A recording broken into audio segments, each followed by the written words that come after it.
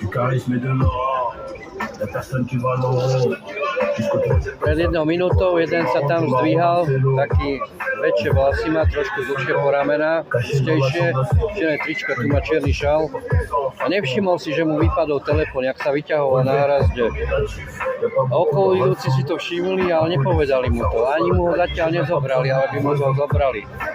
A ja som nechcel na neho kričať, čak aj tak som to ešte nerozumiem, neviem rozprávať ich jazykom, oni aj nevedia ani anglicky, ani francúzsky, ja neviem, akým jazykom rozprávajú.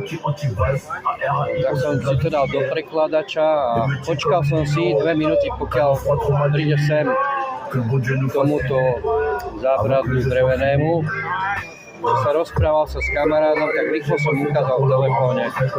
Kamarát, padol ti telefón, pozor, rýchlo si ho zober. Tak išiel si pre neho, chytil ho, vrátil sa a podal mi ruku.